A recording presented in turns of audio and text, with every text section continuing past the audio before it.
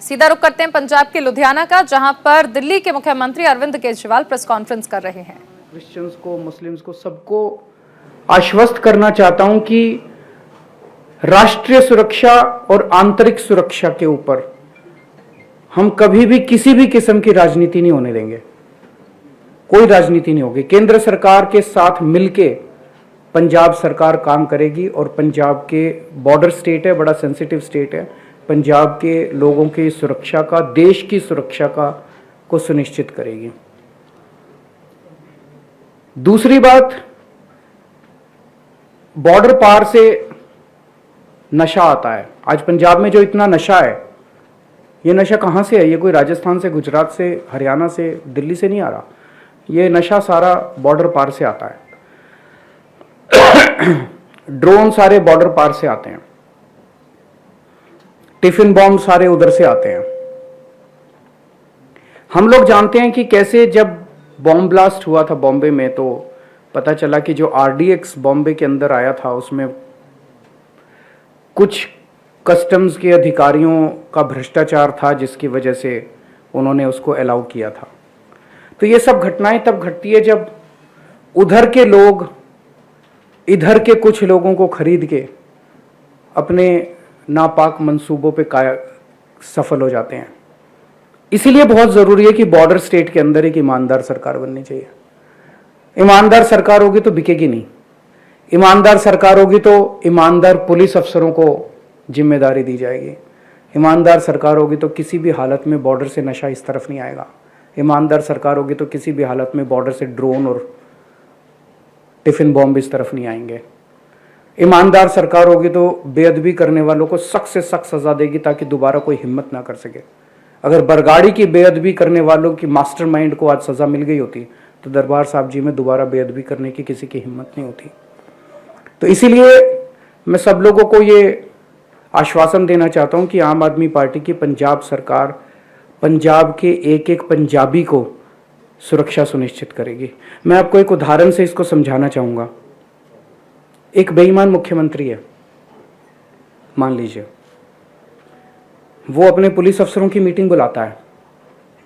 उस मीटिंग में वो क्या कहेगा? हाँ भाई तू कितना इकट्ठा करके लाया, हाँ भाई तू कितना इकट्ठा करके, अपने अपने एरिया के पैसे बांध देते हैं ना, ऊपर तक जाता है पैसा एरिया का। और फिर एसपी के लिए, थानेदार के लिए सबकी पोस्टें बिकती हैं, ये इतने की, ये इतने की, इतने। अब जो थानेदार, जो एसपी पैसे देके पोस्टिंग लेगा, जो थानेदार, जो एसपी जिसने महीना इकट्ठा करके अपने मुख्यमंत्री तक पहुंचाना है, वो तो फिर नशा ही बिकवाएगा, वो तो फिर आतंकवादी फैलाएगा, वो तो फिर जनता की सुरक्षा के साथ खिलवाड़ी करेगा। दूसरा एक मुख्यमंत्री है जो ईमानदार है, वो अपने पुलिस अफसरों की मीटिंग बुलाता है और बोलता है खबरदार अगर तुम्हारे इलाके में नशा बिका तो। और फिर देखो पंजाब पुलिस कैसे नशा रोकती है। यही पंजाब पुलिस आपको पंजाब के अंदर तगड़ी सुरक्षा देके दिखाएगी। ऊपर से क्या सिग्नल आता है ये जरूरी है। दिल्ली के अंदर जब हमने सरकार बनाई तो कहा जाता था कि सरकारी टीचर तो काम नहीं करते जी, सरकारी टीचर तो कामचोर होते हैं, सरकारी टीचर तो पेड़ के नीचे बैठ के अपने स्वेटर बुनती रहती हैं। उन्हीं 60,000 सरकारी टीचर्स ने आज दिल्ली के अंदर शिक्षा क्रांति करके दिखा दी। यही पंजाब पुलिस, जब उनको ठीक सिग्नल मिलेगा, जब ईमानदार पुलिस अफसरों को ठीक अच्छी पोस्टिंग मिलेगी, यही पंजाब पुलिस आपको अच्छी सुरक्षा देके दिखाएगी। तो आज मैं इस प्रेस कॉन्फ्रेंस के जरिए पंजाब के हर व्यक्ति को, हिंदू, सिख, ईसाई, मुस्लिम, व्यापारी, हर क्षेत्र के व्यक्ति को ये आश्वासन देना चाहता हूं कि आपकी सुरक्षा की जिम्मेदारी पंजाब सरकार की होगी। चिंता मत कीजिए, ईमानदार सरकार आएगी, बॉर्डर की भी सुरक्षा करेगी और बॉर्डर पार से कुछ भी यहाँ पे अलाउ नहीं किया जाएगा। अगर आपके कोई प्रश्न है तो। आपने कहा है कि बॉर्डर पार से आ रहा है, कुछ अफसरों की मीटिंग, ये बीएसएफ के अफसर है या आप? नहीं, मैं ये नहीं, मोटे मोटे तौर पे जब भी होता है, मैं किसी के दोषारोपण नहीं कर रहा, मोटे मोटे तौर पे जब भी इस किस्म की घटनाएं घटती है तो कहीं ना कहीं जब उसकी तहकीकात जड़ में जाया जाता है तो कहीं मिली भगत नजर आती है।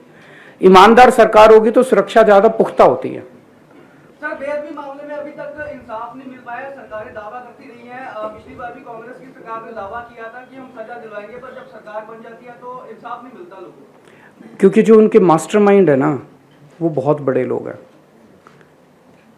इस पार्टी वाले, इस पार्टी वाले, इस पार्टी वाले, ये तीनों एक ही हैं। इनके आपस में शादी ब्याह होते हैं, पारिवारिक रिश्ते हैं इनके।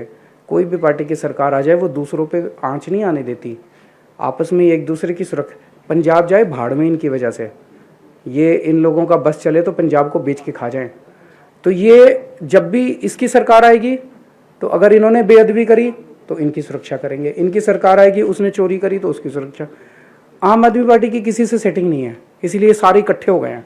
ये सारे इकट्ठे होकर ये चाहते हैं कि आम आदमी पार्टी की सरकार नहीं बननी चाहिए।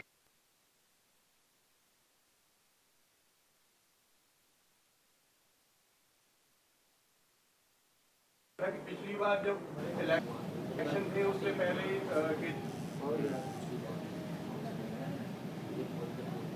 सीधे सीधे आपने कहा, ये बड़े दुख की बात है।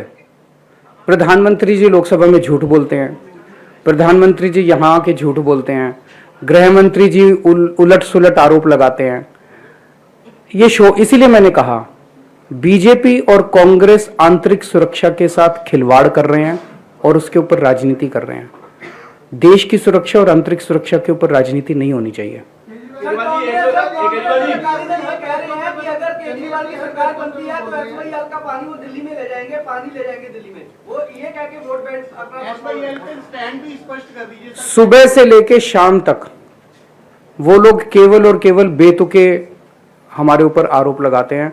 जैसा मैंने कहा कि सारी पार्टियां इकट्ठी हो गई है, वो नहीं चाहती कि किसी भी हालत में आम आदमी पार्टी की सरकार बने, वो नहीं चाहती कि किसी भी हालत में भगवंत मान मुख्यमंत्री बने, क्योंकि ये इनका जो 70 साल का जो लूट है वो लूट सारी बंद हो जाएगी।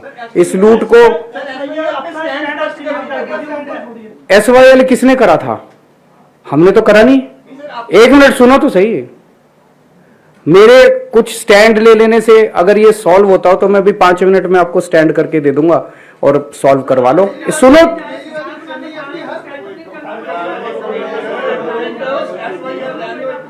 यार मेरे को बोलने दोगे तभी तो कुछ बोलूंगा, आप बीच में ही मेरे को रोकोगे तो कैसे बोलूंगा। आप ये किसने करा है? ये एसवाईएल बनाना किसने शुरू किया था? नहीं सर, किसी ने नहीं शुरू किया होगा। अरे यार मेरे को पहले हो गया, आप खत्म करेंगे, प्रॉब्लम तो आपने नहीं छेड़ी थी। Similar is the case here. आप मेरे को बोलने देंगे या आप ही अगर बोलना है तो फिर आप लिख लो जो मर्जी लिखना है। अगर आप मेरे को बीच में काटेंगे तो फिर मैं नहीं बोलने वाला। आप बोल लो आपने जो बोलना है। अगर आप मेरे को बोलने देंगे तो मैं बोलूंगा और मैं अपने हिसाब से बोलूंगा, चाहे मेरे को 1 घंटा बोलना पड़े। आप बीच में मेरे को डिस्टर्ब नहीं कर सकते। आपको हो सकता है मेरा जवाब पसंद नहीं आए, लेकिन मैं आपके लिए नहीं बोल रहा, मैं जनता के लिए बोल रहा हूं। और आपकी जिम्मेदारी है जो मैं बोलूं उसको जनता तक पहुंचाएं। जनता को पसंद आए ना आए वो उनकी मर्जी है। एसवाईएल शुरू किसने किया था? इन्हीं लोगों ने किया था। बताते हैं कि जब शुरू हुआ था तो फलाने फलाने लोगों को गुड़गांव में फलानी जगह बदले में जमीनें भी मिली थी। तो इन दोनों पार्टी के लोगों ने मिलके इसकी शुरुआत करी थी। और उसके बाद जब ये मामला पॉलिटिकली सेंसिटिव बनता गया, कई सारे ऐसे मौके आए। यहां पे कैप्टन साहब की सरकार थी, ऊपर कांग्रेस की सरकार थी, यहां पे अकाली भाजपा की सरकार थी, हरियाणा में बीजेपी की सरकार थी, सेंटर में बीजेपी की सरकार थी। इन्होंने सॉल्व क्यों नहीं किया? ये आके हरियाणा में कुछ और बोलते हैं, पंजाब के अंदर कुछ और बोलते हैं, केंद्र के अंदर कुछ और बोलते हैं, सुप्रीम कोर्ट के अंदर कुछ और बोलते हैं। ये सॉल्व करना नहीं चाहते। ये एक ऐसा मुद्दा नहीं है जिसके ऊपर कि केजरीवाल ने ये स्टैंड बोल दिया तो ये समस्या का समाधान हो गया, फलाने ने ये स्टैंड बोल दिया तो ये समस्या का समाधान हो गया। मेरा अपना मानना है कि पंजाब के जो भी अधिकार हैं, पंजाब का जो भी हक है, वो किसी भी हालत में वो हक मरना नहीं चाहिए। उसको हम सुनिश्चित करेंगे कि पंजाब का जो भी हक है वो हक मरेगा नहीं। ये इस समस्या का समाधान या तो कोर्ट में और या मिल बैठ के, सब लोगों को मिल बैठ के इसका समाधान लेना पड़ेगा। इसके ऊपर भी राजनीति नहीं होनी चाहिए। राजनीति करने से केवल हर चुनाव के पहले एसवाईएल पे क्या स्टैंड है जी, एसवाईएल पे क्या स्टैंड है जी, ये स्टैंड ले लेने से आप हरियाणा में जाके पूछ लो खट्टर का क्या स्टैंड है और यहाँ पे पूछ लो बीजेपी का क्या स्टैंड है। आप कांग्रेस से पूछो कि हरियाणा में क्या स्टैंड है और कांग्रेस से पूछो कि पंजाब में क्या स्टैंड है। ये स्टैंड से समस्या का समाधान हुआ है आज तक? हमें समस्या का समाधान करना है कि स्टैंड लेने हैं। केवल और केवल राजनीति हो रही है इस मुद्दे के ऊपर। राजनीति से ना तो हरियाणा का फायदा हो रहा और ना पंजाब का फायदा हो रहा। वो मैंने सुना कल सुखबीर बादल कहते हैं कि केजरीवाल ने सुप्रीम कोर्ट में याचिका की है कि पंजाब का पानी सारा दिल्ली ले जाऊंगा मैं। अरे तुम्हारी तरह मैं पंजाब का खजाना लूट के अपने घर और सुखविला नहीं बनाता। केजरीवाल ईमानदार आदमी है। ऐसा कोई हो सकता है कि कोई पीआईएल हो सकती है कि पंजाब का पानी दिल्ली को दे दो जी? कुछ भी बोल देते हैं। दिमाग खराब हो गया इन लोगों का।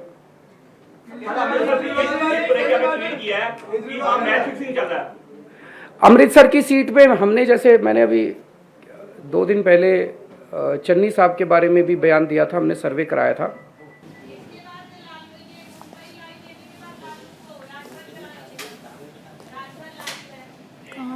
कहाँ है?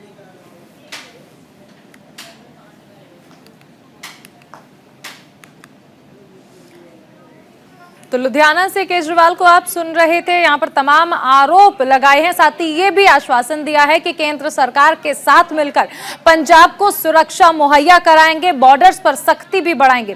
चलिए अब रुक करते हैं इस वक्त की बड़ी खबर का। मुंबई में कई जगह पर ईडी की छापेमारी हो रही है। डी कंपनी से जुड़े ठिकानों पर ईडी लगातार छापेमारी कर रही है।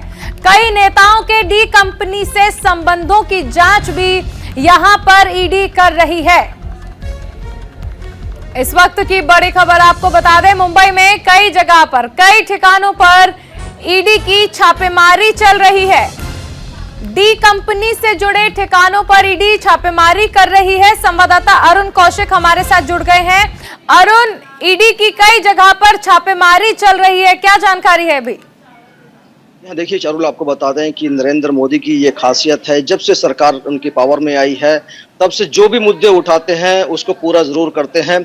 जब बीजेपी की गवर्नमेंट जो 14 में आई थी, उनकी मैनिफेस्टो में ये दाऊद इब्राहिम का मुद्दा भी अहम था। उन्होंने कहा था कि दाऊद इब्राहिम और डी कंपनी को नेस्तनाबूद करेंगे। कोशिश रहेगी कि दाऊद इब्राहिम को वापस भारत लाया जा सके। तो आपको बता दें कि 15 दिन पहले, तकरीबन 2 हफ्ते पहले, महाराष्ट्र, माफ कीजिएगा,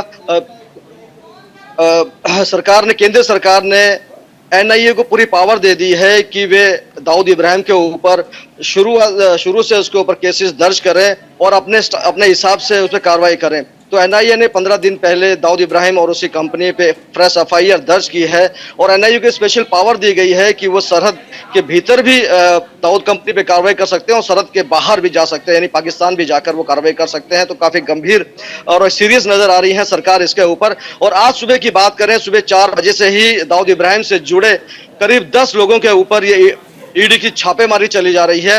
ये छापेमारी है, ये दाऊद इब्राहिम से जुड़े वो लोग हैं जो उसका कारोबार संभालते थे, जो उसका ड्रग्स का जो कार्टेल है वो संभालते थे। इसके अलावा जो मनी लॉन्ड्रिंग का जो केस जो संभालते थे वो हैं।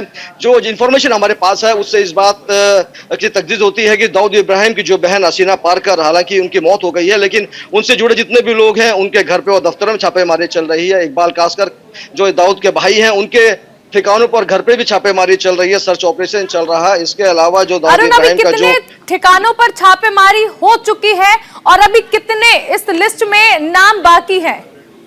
देखिए आपको बता दें कि जिस तरह से आपको 2 नाम मैंने बताया, हसीना पारकर, इकबाल कासकर, और इसके अलावा जो तारिक परवीन जो डी कंपनी का सबसे बड़ा फाइनेंसर माना जाता है, जो पैसे इन्वेस्ट करता है, उसके घर और दफ्तर पे भी छापेमारी चल रही है। हालांकि तारिक परवीन जेल में है।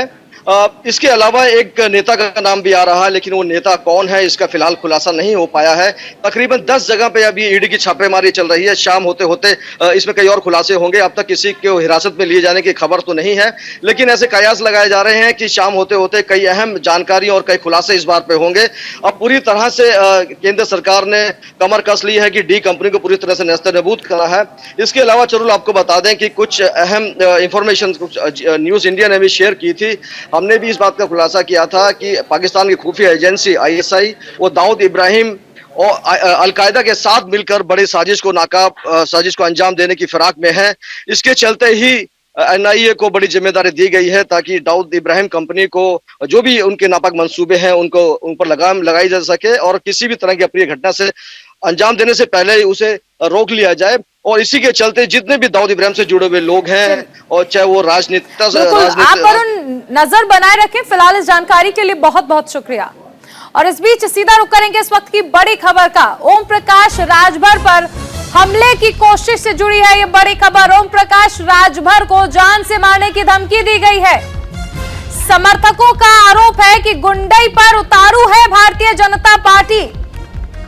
हमले पर ओपी राजभर का बयान सामने आया है। सीएम योगी आदित्यनाथ मेरी हत्या कराना चाहते हैं। इस वक्त की बड़ी खबर आपको बता दें, ओपी राजभर को हमला हुआ है, इसमें बड़ा आरोप। सुभाषपा के राष्ट्रीय अध्यक्ष ओम प्रकाश राजभर जी कल बनारस में एक घटना घटी जिसको लेके काफी नाराज भी हैं। कल क्या घटना घटी आपके साथ, किस तरह का वहां बर्ताव हुआ, तमाम वीडियोस भी सामने आ रहे हैं। देखिए, कल चुनाव आयोग की जो गाइडलाइंस है उस हिसाब से पर्चा भरने के लिए 3 आदमी अंदर जा सकते हैं। तो मैं और अरविंद राजभर प्रत्याशी और एक प्रस्तावक, 3 लोग हम लोग अंदर। ज्यों रिटर्निंग अफसर कक्ष के बाहर बैरिकेड बना था, बैरिकेड पर हम लोग पहुंच रहे हैं तो 3 लोगों की एंट्री हो गई। साथ में अला 15-16 लोग थे और गाली गुप्ता शुरू हो गया, मार दो साले को गोली, यहीं अभी पकड़ के लुटा दो। खैर हम लोग उस पर ध्यान नहीं दिए, हम लोग अंदर चले गए। जब अंदर से हम लोग बाहर निकल रहे हैं नॉमिनेशन के बाद, रिटर्निंग अफसर अंदर कह रहे हैं कि बाहर बड़ा गाली गुप्ता हो रहा है, हल्ला हो रहा है, क्या बात है। हम क्यों, आपका विषय आप देखिए, हम लोग तो यहाँ नॉमिनेशन के लिए आए हैं। खैर हम लोग जो बाहर निकल रहे हैं तो आपने वीडियो भी देखा और जिस तरह की भाषा लोग बोल रहे हैं,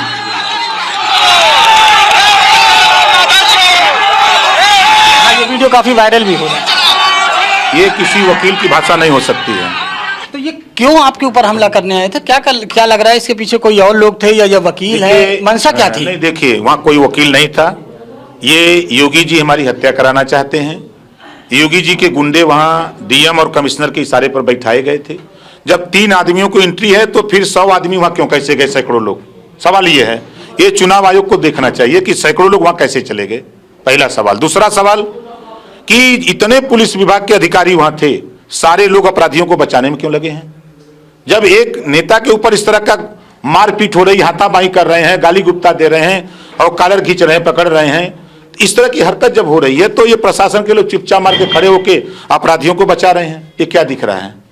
और भाजपा के लोग कह रहे हैं कि वकील की भाषा नहीं हो सकती है, जो वहां ये माफिया गुंडा की भाषा हो सकती है, अपराधी की भाषा हो सकती है, लेकिन किसी वकील की भाषा नहीं हो सकती है। नहीं, आप एक बड़ा आरोप लगा रहे हैं प्रदेश के मुख्यमंत्री पर कि वो आपकी हत्या कराना चाह रहे हैं, क्यों आखिर? इस नाते कराना चाहते हैं कि चूंकि जो पिछड़ों का आरक्षण खत्म किया जा रहा है, जो योगी जी ने 69,000 शिक्षक भर्ती में, 68,500 में जो आरक्षण इन्होंने लूटा, कोई प्रदेश में नहीं बोला तो ओम प्रकाश राजभर। हम इनके योगी जी मोदी जी के ललका सांड को लेकर कोई नहीं बोलता, ओम प्रकाश राजभर। हम सामाजिक न्याय समिति की रिपोर्ट को लेकर जितना हमने इनसे लड़ा, कोई नहीं लड़ता, खाली ओम प्रकाश राजभर। हम 300 यूनिट बिजली फ्री देने की बात करते हैं, इन्होंने 4.5 साल बिजली का दाम बढ़ा करके प्रदेश की जनता से लूटा। चुनाव आचार संहिता लगी तो बिजली का दाम आधा कर दिया, कोई नहीं बोला। हमने बोला कि जब आपने 4.5 साल लूटा है तो पैसा वापस करो। हम जातिवार जनगणना की बात करते हैं, हम घरेलू बिजली की बिल, गरीबों का इलाज फ्री करना चाहते हैं, हम प्रदेश में अमन चैन भाईचारा चाहते हैं, हम प्रदेश में पुरानी पेंशन बहाल की बात करते हैं। ये बातें योगी जी को नहीं पसंद आ रही है। योगी जी के सामने उनको अखिलेश से बैर नहीं है, बैर है तो ओम प्रकाश राजभर से, क्योंकि ओम प्रकाश राजभर अखिलेश जी को मुख्यमंत्री बनाने में बड़ी भूमिका अदा कर रहा है। इस नाते उनको लग रहा है कि जो 2 चरण के चुनाव हुए हैं उसमें तो भारतीय जनता पार्टी खत्म हो गई, आज तीसरे चरण का चुनाव जो समाजवादी पार्टी का गढ़ है उसमें तीसरे चरण का चुनाव है और अभी तो इधर शेष बाकी है, वहां भारतीय जनता पार्टी बुरी तरह परास्त हो चुकी है। ये इनकी बौखलाहट की वजह से वो ओम प्रकाश को किनारे लगाना चाहते हैं। अच्छा, कल तो एक बार हमला हो गया, लेकिन आगे की सुरक्षा के लिए आप क्या कर रहे हैं? देखिए, मैंने चुनाव आयोग को पत्र लिखा, ये हमारा पत्र हमने उनको फैक्स से भेजा, उनको रजिस्ट्री कर दिया कि तत्काल अगर निष्पक्ष चुनाव कराना हो तो तत्काल डीएम और कमिश्नर को बनारस से हटा दें, पहला काम।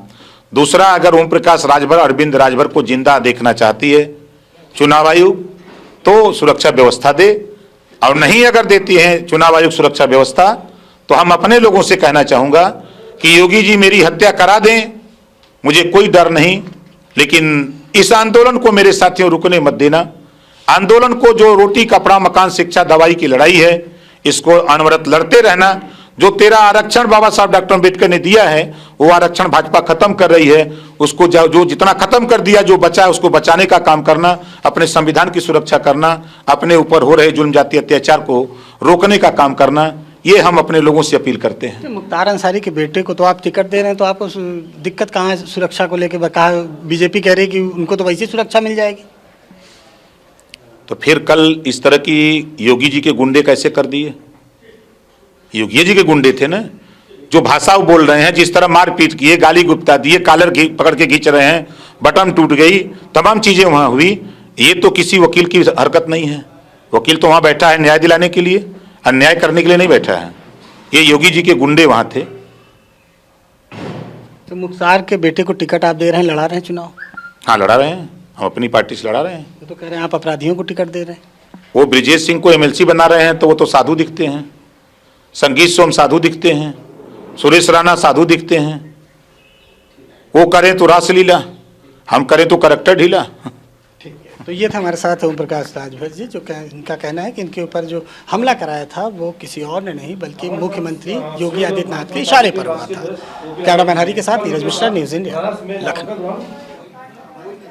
और अब रुक करेंगे इस वक्त की बड़ी खबर का। रांची सीबीआई स्पेशल कोर्ट पहुंचे हैं लालू प्रसाद यादव। लालू यादव समेत 99 आरोपियों पर फैसला आएगा थोड़ी देर में। चारा घोटाला मामले में आज फैसला आने वाला है। तो लालू यादव समेत 99 आरोपियों पर आज फैसला आएगा। करीब 139 करोड़ की निकासी का ये पूरा मामला है, जिसमें अगर हम देखें तो ये माना जा रहा है कि एक बड़ा फैसला आज आ सकता है। लालू को बेल मिलेगी या फिर जेल होगी, इस पर आज सभी की निगाहें टिकी हुई है।